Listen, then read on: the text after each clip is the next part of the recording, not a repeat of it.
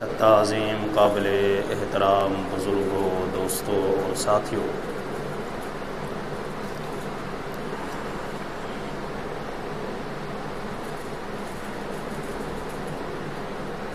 قرآن مجید فرقان حمید کے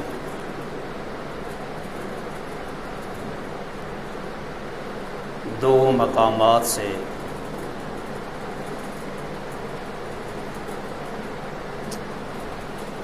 دو آیات کے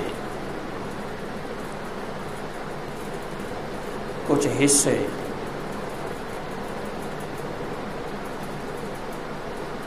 میں نے آپ کے سامنے تلاوت کیے ہیں۔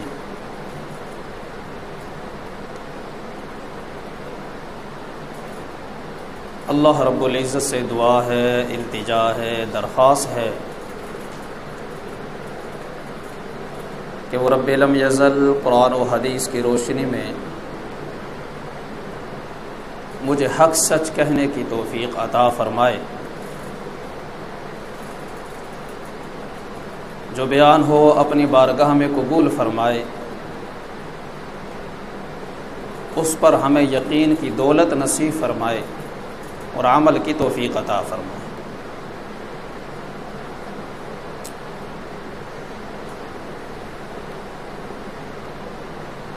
گرامیہ قدر بزرگوں، دوستوں اور ساتھیوں،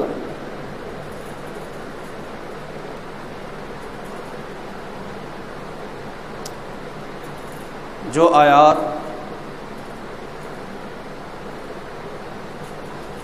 میں نے آپ کے سامنے تلاوت کی ہیں،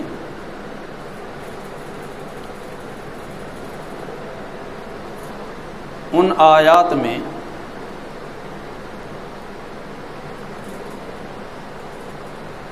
اللہ رب العزت نے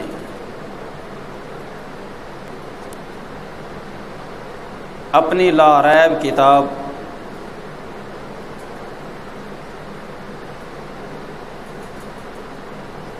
قرآن مجید فرقان حمید کی کچھ صفات کو بیان فرمایا ہے۔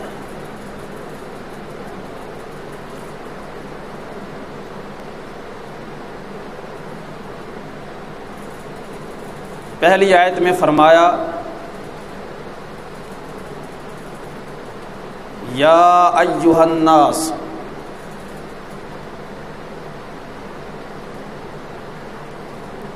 اے بنی نوع انسانیت، سب کو خطاب ہے، کوئی ماننے والا ہو یا نہ ماننے والا ہو، فرما بردار ہو یا نافرمان ہو، مسلمان ہو یا غیر مسلم ہو، روئے زمین پہ بسنے والی تمام کی تمام انسانیت کو خطاب ہے۔ فرمایا یا ایھا الناس، اے بنی نوع انسانیت،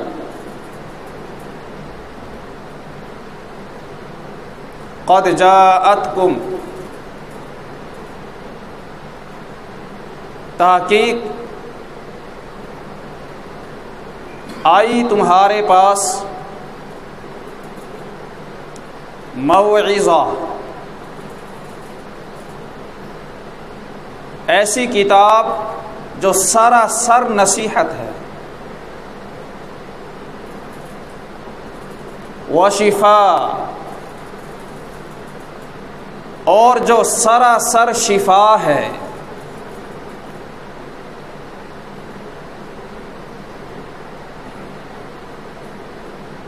کن کے لیے؟ دل کی بیماریوں کے لیے، ورحمہ، اور فرمایا جو سراسر رحمت ہے، للمومنین، ایمان والوں کے لیے۔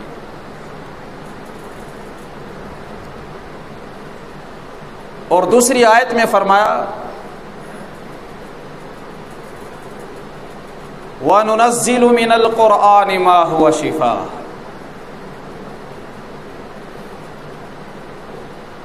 اور ہم نے قرآن کو نازل کیا۔ مولا وہ کیا ہے، اس کی خاصیت کیا ہے؟ فرمایا ما ہوا شفا،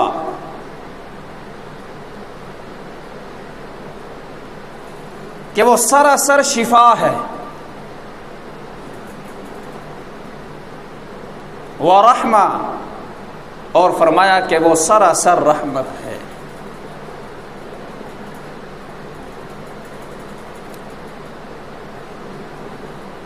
قرآن مجید فرقان حمید سراسر نصیحت ہے، ہمارا ایمان بھی ہے، یقین بھی ہے۔ قرآن مجید سراپا ہدایت ہے، ہمارا ایمان بھی ہے اور یقین بھی ہے۔ قرآن مجید سراپا رحمت و برکت ہے، ہمارا ایمان بھی ہے اور یقین بھی ہے۔ اور قرآن مجید سراسر شفا ہے، اس پر ہمارا ایمان ہے، یقین کمزور ہے۔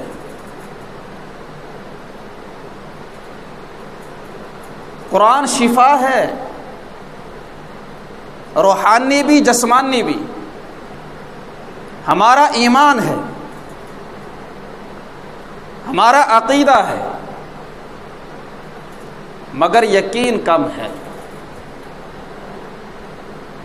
یہی وجہ ہے کہ آج ہمارے ہسپتال بھرے پڑے ہیں۔ قرآن کی شان بھی بیان ہوتی ہے، قرآن کی عظمتیں بھی بیان ہوتی ہیں، قرآن کا رحمت ہونا بھی بیان ہوتا ہے، قرآن کا ہدایت ہونا بھی بیان ہوتا ہے۔ آج قرآن کی جس صفت کو میں آپ کے سامنے عرض کرنا چاہتا ہوں وہ ہے قرآن شفا ہے، ہماری روحانی بیماریوں میں بھی اور جسمانی بیماریوں میں۔ روحانی بیماریوں میں شفا ہے، اس پہ ہمارا یقین ہے کہ اللہ نے کافروں کو کفر سے شفا عطا فرمائی قرآن کے ذریعے سے،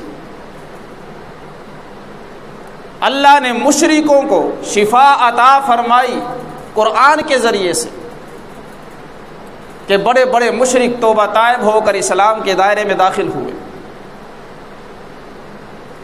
اللہ نے ظالموں کو ظلم سے شفا عطا فرمائی قرآن کے ذریعے سے، ہمارا یقین ہے کہ قرآن کافروں کے لیے شفا ہے، مشرکوں کے لیے شفا ہے، بدعتیوں کے لیے شفا ہے، ظالموں کے لیے شفا ہے، کہ ان کو کفر سے بچا لیتا ہے، شرک کی بیماری سے بچاتا ہے، بدعت کی بیماری سے بچاتا ہے، رسم و رواج کی بیماریوں سے بچاتا ہے، یہ ہمارا یقین ہے۔ مگر قرآن جسمانی بیماریوں میں شفا ہے، اس پہ یقین کمزور ہے۔ چنانچہ قرآن مجید فرقان حمید ہماری جسمانی بیماریوں میں بھی شفا ہے، اسی بات کو آج میں عرض کرنا چاہتا ہوں۔ اور چند وظائف، چند اعمال جو صحیح احادیث میں ہیں ان کو میں نے جمع کیا، کہ جس سے ہمیں پتہ چلتا ہے کہ نبی پاک صلی اللہ علیہ وسلم اور صحابہ کرام رضوان اللہ علیہم اجمعین اپنی بیماریوں میں، اپنی پریشانیوں میں اپنے بچوں کی بیماریوں میں کس چیز سے علاج کیا کرتے تھے؟ تو ایک مسلمان کا نظریہ یہ ہونا چاہیے، ایک مسلمان کا عقیدہ یہ ہونا چاہیے کہ پہلے پڑھائی ہو پھر دوائی ہو، پہلے وظیفہ ہو پھر دوائی ہو۔ آج ہمارا نظریہ اس کے الٹ ہو چکا ہے، اس کے برعکس ہو چکا ہے۔ ہم کہتے ہیں پہلے علاج ہو، پہلے دنیا بھر کے ہسپتالوں کے چکر کاٹ لیں، دنیا بھر کے حکیموں کے پاس سے تھک ہار کر آ جائیں، جادو ٹونے والوں کے پاس سے تھک ہار کر آ جائیں، اور جب کہیں سے کوئی علاج میسر نہ آئے، کہیں سے کوئی شفا مل نہ رہی ہو، کہیں سے کوئی سبب بن نہ رہا ہو، تو پھر تھک ہار کر چلے جی ہن اللہ کو لو مانگ لیں، اب اللہ سے تعلق قائم کرتے ہیں، اب اللہ سے دعا کرتے ہیں، آخر میں اللہ۔ مسلمان کی سوچ ایسی نہیں ہوتی، ایمان والے کا نظریہ اور عقیدہ ایسا نہیں ہوتا، بلکہ ایمان والا جب بھی کوئی بیماری آئے، جب بھی کوئی مصیبت یا پریشانی آئے، اس کی نظر سب سے پہلے اللہ پہ جاتی ہے، سب سے پہلے وہ اللہ کے دربار پہ آتا ہے، سب سے پہلے اللہ کی بارگاہ میں اپنی پریشانی کو رکھتا ہے، سب سے پہلے اللہ کی بارگاہ میں اپنی بیماری کو رکھتا ہے، اور پھر اسباب کو اختیار کرتا ہے۔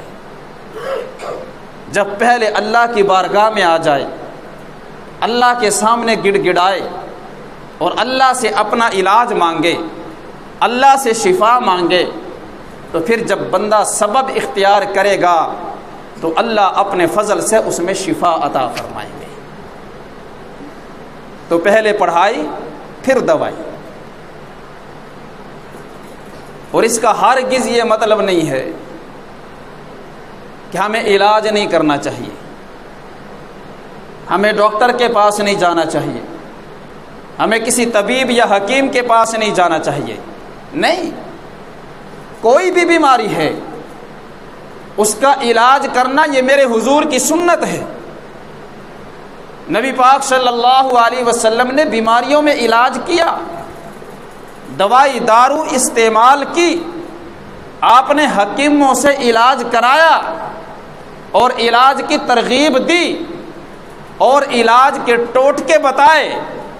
آپ جب احادیث کی کتب کا مطالعہ کریں تو آپ کو پتہ چلے گا کتاب الطب کے نام سے مخصوص احادیث ہیں جن میں نبی پاک صلی اللہ علیہ وسلم نے علاج تجویز فرمائے۔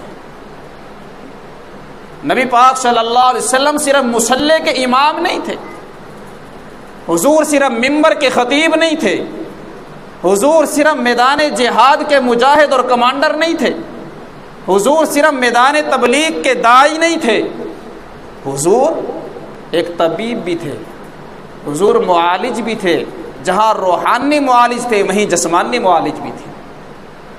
تو نبی پاک صلی اللہ علیہ وسلم نے اپنی امت کو کسی بھی موڑ پر تنہا اور لاوارث نہیں چھوڑا ہے کہ اگر وہ کسی مشکل میں پھنس جائے، کسی پریشانی میں گرفتار ہو جائے تو اس کے پاس کوئی راستہ ہی نہ ہو کہ اب یہاں پہ حضور کا طریقہ کیا تھا، اب یہاں حضور کی ہدایت کیا تھی، حضور کی رہنمائی کیا تھی۔ ہر چیز حضور نے ہمیں دی ہے، اللہ نے جو دین دیا، اللہ نے جو شریعت دی وہ بڑی پیاری دی ہے، ہر چیز کا حل اس کے اندر موجود ہے۔ تو جب بھی کوئی بیماری آئے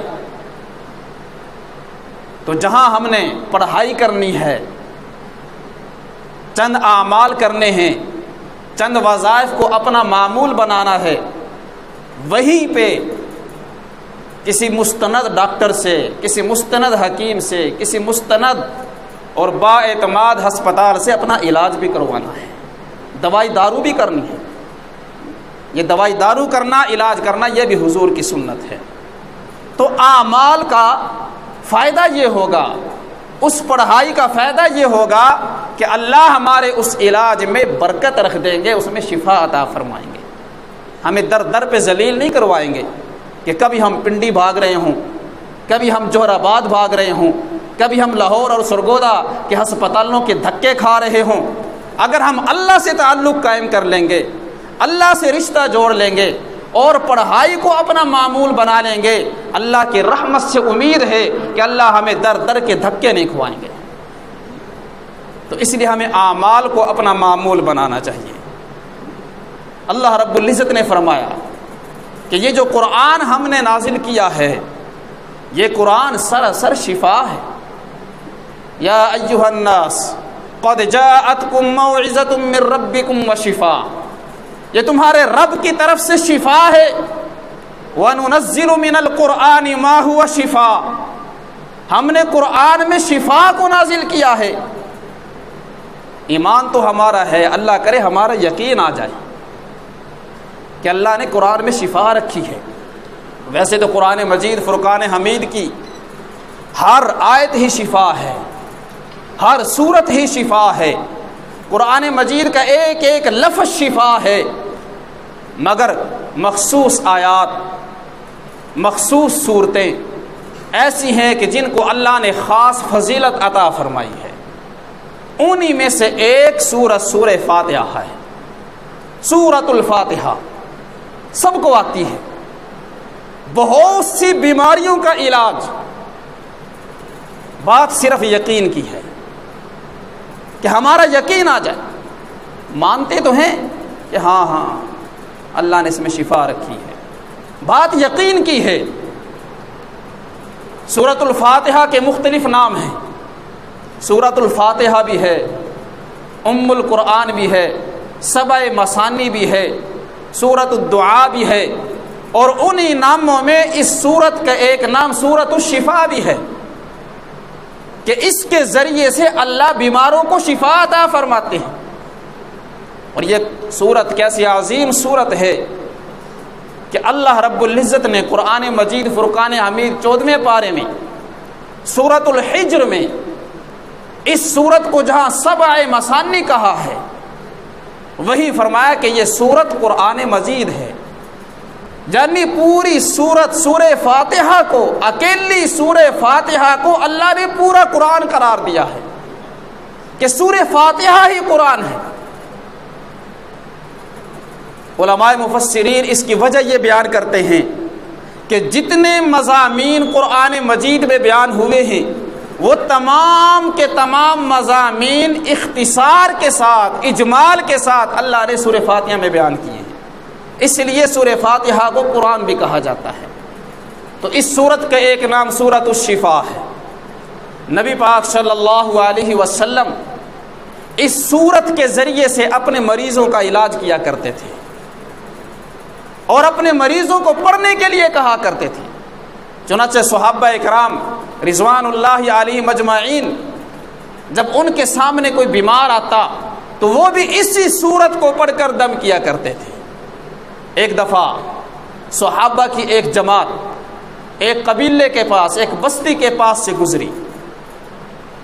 بستی بڑی کوئی نافرمان قسم کے لوگ تھے، بڑے کوئی سرکش قسم کے لوگ تھے۔ صحابہ جب وہاں سے گزرے تو پڑاؤ ڈالنے کا ارادہ کیا، قیام کا ارادہ کیا، اور وہاں قبیلے والوں کے پاس گئے اور انہیں جا کر کہا کہ ہم یہاں قیام کرنا چاہتے ہیں، ہم یہاں رات گزارنا چاہتے ہیں، چنانچہ آپ ہمیں اجازت دیں تاکہ ہم یہاں پہ رات گزار سکیں تمہارے قبیلے میں، کہ یہاں پانی کا بندوبست ہے، دیگر لوازمات یہاں پہ موجود ہیں۔ انہوں نے صاف انکار کر دیا کہ ہم آپ کو یہاں پہ ٹھہرنے نہیں دیں گے۔ جیسے اللہ معاف فرمائے آج بہت سے ڈیروں دیہاتوں کے اندر جماعتوں کو ٹھہرنے نہیں دیتے، جماعتیں آتی ہیں کہ جی نہیں ساڈے ڈیرے تے نہیں تو ٹھہر سکتے، ساڈی مسیت وچ نہیں وڑ سکتے۔ وہ بھی کوئی ایسا ہی قبیلہ تھا، صحابہ کی جماعت کو کہہ دیا کہ ہم آپ کو یہاں ٹھہرنے نہیں دیں گے، آپ جائیں کہیں اور جا کر ٹھہریں۔ چنانچہ کچھ ہی فاصلے پر صحابہ کی اس جماعت نے اپنا پڑاؤ ڈال دیا، قیام کیا۔ ہوا یہ کہ قبیلے کا جو سردار اور چودھری تھا وہ بیمار تھا، اور بیمار بھی ایسا کہ لا علاج۔ انہوں نے بڑے علاج کیے، بڑے ٹوٹکے آزمائے، بڑی تدبیریں کی، دنیا کا ہر علاج انہوں نے کر لیا، مگر کوئی افاقہ نہ ہوا۔ چنانچہ وہ دوڑے دوڑے، بات ان کے کسی کے ذہن خیال کے اندر آئی ہے کہ جن کو ہم نے یہ پگڑیوں والے، یہ داڑھیوں والے، یہ اونچی شلوار والے، وہ جن کو ہم نے انکار کر دیا ہے، جن کو اپنی بستی میں ہم نے اپنے ڈیرے پہ ٹھہرنے نہیں دیا ہے، یہ وہ لوگ ہیں، چلیں ان کے پاس چلتے ہیں۔ معصوم شکلیں نظر آتی ہیں، اللہ والے نظر آتے ہیں، ان کے سامنے اپنے سردار کا، اپنے وڈیرے اور چودھری کا مسئلہ رکھتے ہیں کہ شاید ان میں سے کوئی علاج کر سکے۔ بخاری شریف کی حدیث ہے، فرمایا کہ وہ قبیلے کے لوگ دوڑے دوڑے صحابہ کرام رضوان اللہ علیہم اجمعین کی خدمت میں آئے اور آ کر کے عرض کرنے لگے، فَسَعَوْا لَهُ بِكُلِّ شَيْءٍ لَا يَنْفَعُهُ شَيْءٍ۔ ہم نے آپ کو انکار کر دیا، مگر آپ بڑے معصوم لوگ ہیں، بڑے شریف لوگ ہیں، اللہ والے لوگ ہیں۔ ہمارا چودھری بیمار ہے، ہمارا سردار بیمار ہے، ہمارا وڈیرا بیمار ہے۔ فَسَعُوا لَهُ بِكُلِّ شَيْءٍ، ہم نے ہر علاج کر لیا، ساری کوششیں کر لی، سارے ٹوٹکے آزما لیے، ہر حکیم کو دکھا لیا، ہر طبیب کو دکھا لیا، ہر معالج کو دکھا لیا، جتنی کوشش ہم کر سکتے تھے، جتنا علاج ہم کر سکتے تھے ہم کر چکے۔ لا ينفعه شيء، کسی علاج، کسی ٹوٹکے، کسی طبیب، کسی معالج کی تدبیر نے سے کوئی فائدہ نہیں دیا۔ وہ ٹھیک نہیں ہو رہا ہے، اسے صحت نہیں ہو رہی، شفا نہیں مل رہی۔ هل عند احد منکم شیء، کیا تم میں کوئی معالج ہے، تم میں کوئی ڈاکٹر ہے، کوئی طبیب ہے، کوئی حکیم ہے؟ کیا تم میں کوئی علاج کرنے والا ہے؟ کیا کسی کے پاس کوئی علاج ہے، کوئی تدبیر ہے، کوئی دوائی دارو ہے؟ آئیے ہمارے سردار کا علاج کر دیجیے۔ ایک صاحب بھی کھڑے ہوئے اور فرمایا کہ ہاں میرے پاس ہے علاج، مگر شرط یہ ہے کہ آپ ہماری میزبان نہیں کریں گے۔ میں علاج کروں گا، شرط یہ ہے کہ آپ ہماری میزبان نہیں کریں گے۔ انہوں نے چند بکریاں طے کر لی کہ ہم بدلے میں آپ کو بکریاں دیں گے۔ صحابی گئے، مریض کے پاس گئے، وہ مریض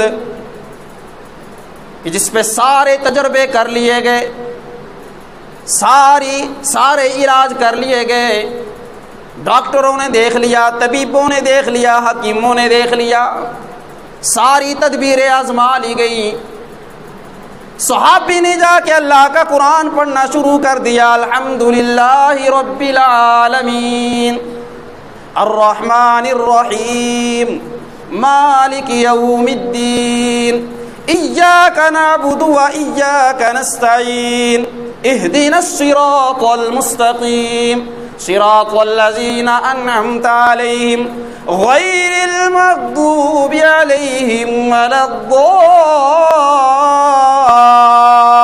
الضالین۔ ادھر صحابی اللہ کا قرآن پڑھتے جا رہے ہیں، سورہ فاتحہ کی تلاوت کرتے جا رہے ہیں۔ صحابی فرماتے ہیں کہ اس کی بیماری ایسے ختم ہو رہی ہے جیسے بندہ رسیوں سے آزاد ہو رہا ہو۔ سورہ فاتحہ ختم ہوئی، اللہ نے اسے شفا عطا فرما دی۔ اللہ نے سورہ فاتحہ میں بیماری کا علاج رکھا ہے۔ آج ہمیں ڈسپرین پہ اعتماد ہے، پیناڈول پہ اعتماد ہے، ڈاکٹر کے ٹکے پہ ہمیں یقین ہے، حکیموں کی پھکیوں پہ ہمیں یقین ہے، اللہ کے قرآن پہ یقین کوئی نہیں، سورہ فاتحہ پہ یقین نہیں ہے، اللہ کے کلام پہ یقین نہیں ہے۔ صحابہ کو یقین تھا، صحابہ کا یقین تھا، ایک دفعہ پڑھا اللہ نے شفا عطا فرما دی، ہم ہزاروں دفعہ پڑھتے ہیں شفا کوئی نہیں ملتی۔ وجہ کیا ہے؟ یقین کی کمی، پتہ نہیں ہوندا کہ نہیں ہوندا، پتہ نہیں شفا ملتی کہ نہیں ملتی، بس دس ہے چلو پڑھ لینے۔ جب یقین ہی ڈاماڈول ہے، بندہ ہی تذبذب کا شکار ہے، تو ایسے بندے کو اللہ جو ہے وہ شفا نہیں دیا کرتے۔ اللہ چاہتے ہیں کہ میری بات پہ یقین ہو، میرے کلام پہ یقین ہو، میری ذات پہ یقین ہو۔ ایک اور واقعہ حضرت خارجہ رضی اللہ عنہ کہ ایک چچا بیان کرتے ہیں کہ میں نبی پاک صلی اللہ علیہ وسلم کی خدمت میں آیا، حضور صلی اللہ علیہ وسلم کی بارگاہ میں حاضر ہوا، حضور کی بارگاہ میں حاضری دے کے میں واپس جا رہا تھا کہ راستے میں ایک قبیلے کے پاس، ایک بستی کے پاس سے گزرا، تو یہی مسئلہ، ایسا ہی مسئلہ ان کے ساتھ بھی تھا۔ انہوں نے بھی ایسی ہی بات کی کہ ہمارا ایک بیمار ہے، لا علاج ہے، بڑا علاج کروا چکے ہیں مگر شفا نہیں مل رہی ہے، آپ حضور کے پاس سے آ رہے ہیں۔ حالانکہ وہ حضور کو مانتے نہیں تھے، مگر حضور کی شرافت کے قائل تھے، حضور کی دیانت کے قائل تھے، حضور کی صداقت کے قائل تھے، حضور کی نیکی کے قائل تھے، حضور کی رحم دلی کے قائل تھے۔ آپ ایک رحیم شخص کے پاس سے آ رہے ہیں، ایک کریم شخص کے پاس سے آ رہے ہیں، آپ کے پاس کچھ ضرور کوئی ایسا علاج ہوگا کہ اگر آپ کریں تو ہو سکتا ہے ہمارے مریض کو شفا مل جائے۔ وہ صحابی فرماتے ہیں میں مریض کے پاس گیا اور میں نے اللہ کا قرآن پڑھنا شروع کیا، فقرأت الفاتحة 3 أيام غدوا وعشيا، فرمایا کہ 3 دن صبح و شام میں نے سورہ فاتحہ کو مریض پہ پڑھ کے دم کیا، اللہ نے شفا عطا فرما دی۔ وہ لا علاج بیمار، وہ لا علاج مریض کہ جس کو کہیں سے شفا نہیں مل رہی تھی، اللہ نے سورہ فاتحہ کی برکت سے 3 دن پڑھا، صبح و شام پڑھا، فرمایا کہ اللہ نے اسے شفا عطا فرما دی۔ تو میرے بھائیو، بزرگوں، دوستوں اور ساتھیوں، سورہ فاتحہ تو ہمارے گھر کی ہے، ہماری اپنی کتاب کی ہے، سورہ فاتحہ تو ہماری اپنی ہے۔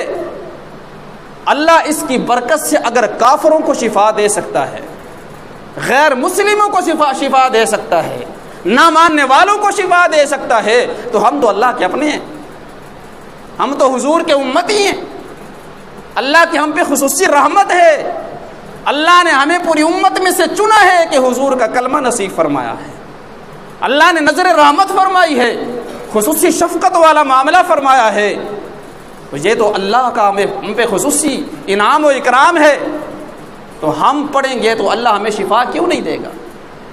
تو ہم سورہ فاتحہ کو اپنا معمول بنائیں، سورہ فاتحہ کو اپنا معمول بنائیں۔ کوئی بیمار ہو تو در در پہ دھکے کھانے کی ضرورت نہیں ہے، ہسپتالوں کے دھکے کھانے کی ضرورت نہیں ہے، پہلے سورہ فاتحہ پڑھیں، سورہ فاتحہ پڑھ کر اس پر دم کریں۔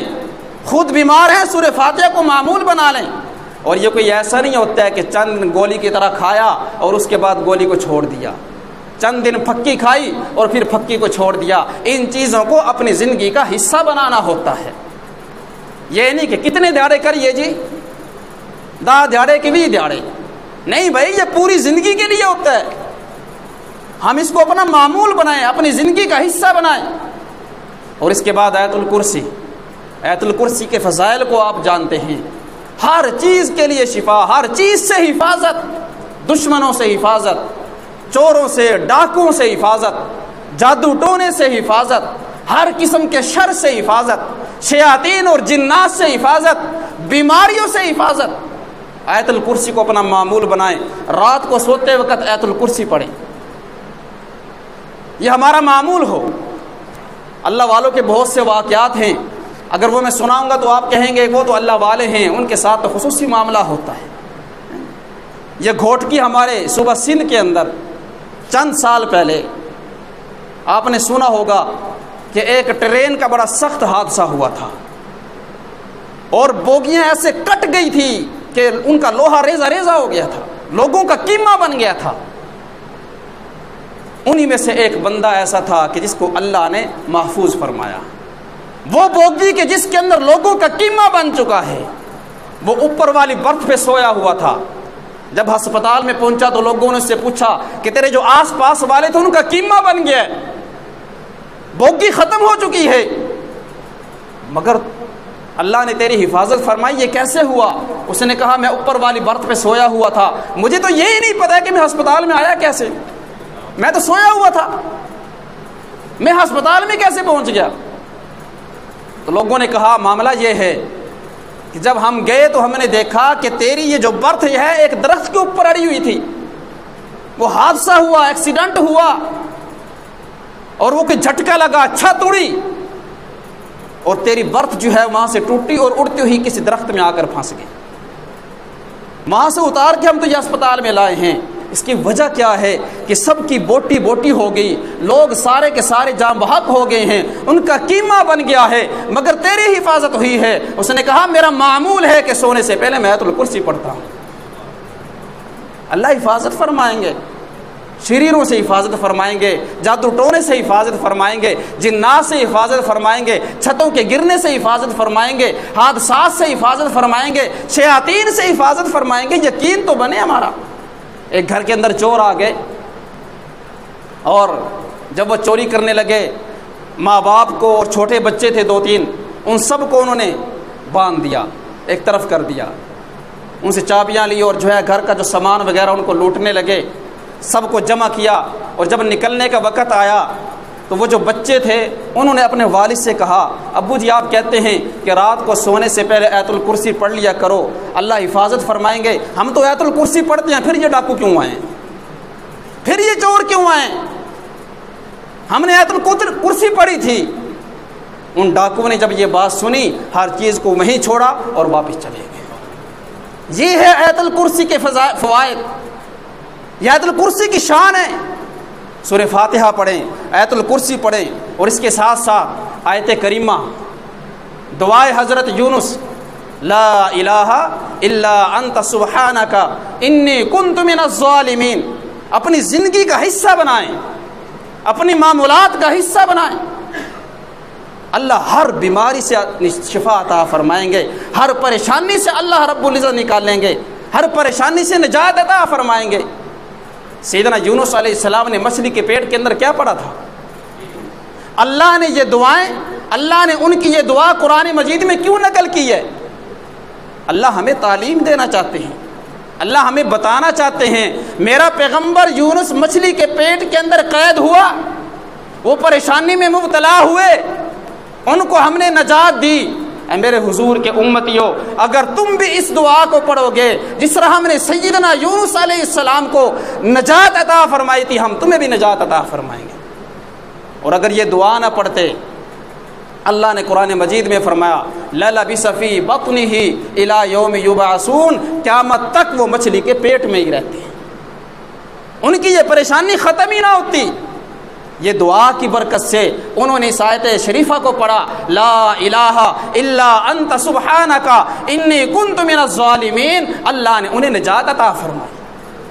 اور نبی کریم رؤوف الرحیم رحمت للعالمین خاتم النبیین جناب محمد الرسول اللہ صلی اللہ علیہ وسلم نے فرمایا جو بندہ اس آیت شریفہ کو اپنی دعا سے پہلے پڑھ لے، اپنی دعا سے پہلے پڑھ لے، اللہ تعالیٰ اس کی دعا کو قبول فرماتے ہیں۔ وہ جو مانگے گا اللہ اسے قبول فرمائیں گے، وہ بیماری سے شفا مانگے گا اللہ شفا عطا فرمائیں گے، پریشانیوں سے نجات مانگے گا اللہ پریشانیوں سے نجات عطا فرمائیں گے۔ فرمایا جو بندہ اس آیت کو اپنی دعا سے پہلے پڑھے اور اس کے ساتھ ساتھ بسم اللہ الذی لا یضر مع اسمہ شیء فی الارض ولا فی السماء وہو السمیع العلیم، یہ وہ اعمال ہیں جو حضور نے ہمیں بتائے ہیں، جو احادیث کے اندر موجود ہیں اور صحیح حدیث میں اللہ کے محبوب پیغمبر جناب محمد الرسول اللہ صلی اللہ علیہ وسلم نے فرمایا جو بندہ اس دعا کو صبح و شام 3 مرتبہ پڑھ لے، اللہ ہر آنے والی اچانک بیماری سے اس کو حفاظت فرماتے ہیں۔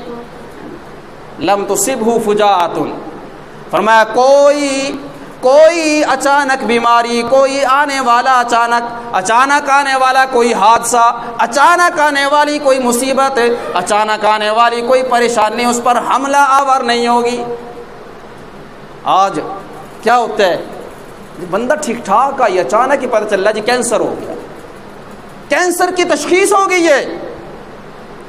रात को सुबह सोकर उठे ठीक ठाक था, रात को सोया ठीक ठाक था, सुबह उठे फालिज का हमला हो गया, लकवा पड़ गया।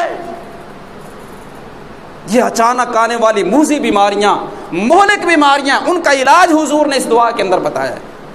फरमाया कि जो बंदा सुबह शाम 3 मरतबा पढ़ ले, अल्लाह उसे फालिज से महफूज फरमाएंगे, लकवे से महफूज फरमाएंगे, कैंसर से महफूज फरमाएंगे, अचानक आने वाली बीमारियों से महफूज फरमाएंगे, हादसा से महफूज फरमाएंगे, परेशानियों से महफूज फरमाएंगे।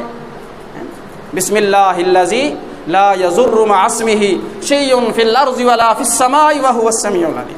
ये हमारा मामूल हो, रोज़ाना शाम को मगरिब के बाद हम 3 दफ़ा इसको पढ़ें, फजर के बाद इसको 3 दफ़ा हम पढ़ें, इंशाअल्लाह सारा दिन बीमारियों से महफूज रहेंगे, अचानक हमला आवर नहीं होंगी।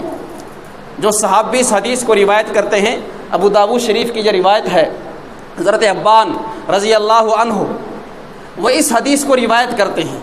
और जब इस हदीस को बयान कर रहे थे अपने शागिर्दों के सामने, उस दौरान यानी जब वो बीमार कर रहे थे, वो खुद फालिज के बीमार थे, खुद उन पर फालिज हुआ था।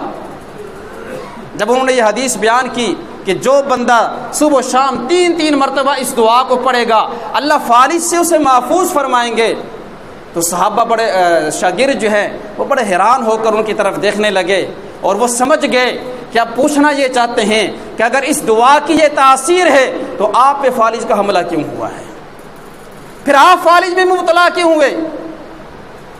तो उन्होंने फरमाया कि मुझे समझ आ गई है कि तुम्हारे दिल के अंदर ये ख्याल आ रहा है कि आप पे फालिज का हमला क्यों है। फरमाया कि वजह ये है कि जिस दिन मुझे फालिज का अटैक हुआ उस दिन मैं किसी बात की वजह से गुस्से में था और उस गुस्से की वजह से मैं इस दुआ को पढ़ना भूल गया था, उस दिन मुझ पे फालिज का हमला हुआ। तो इस दुआ को हम अपना मामूल बनाएं। और इसी तरीके से बहुत से अमाल हैं, बहुत सी दुआएं हैं, अगर उनको हम अपना मामूल बना लें तो अल्लाह ताला हर बीमारी से, हर परेशानी से, हर मुश्किल से, हर मुसीबत से हमें निजात अता फरमाएंगे। लिहाजा मैं अर्ज़ ये करना चाहता हूँ, हम डॉक्टरों के पास ज़रूर जाएं, इलाज मुआलजा ज़रूर कराएं, दवाई दारू ज़रूर इख्तियार करें, मगर पहले पढ़ाई कर लें,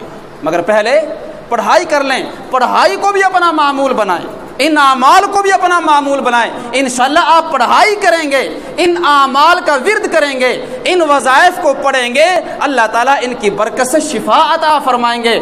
फिर वो जो सालों से हम दवाइयाँ खाते आ रहे हैं अल्लाह उनमें शिफा रख देंगे। अल्लाह ताला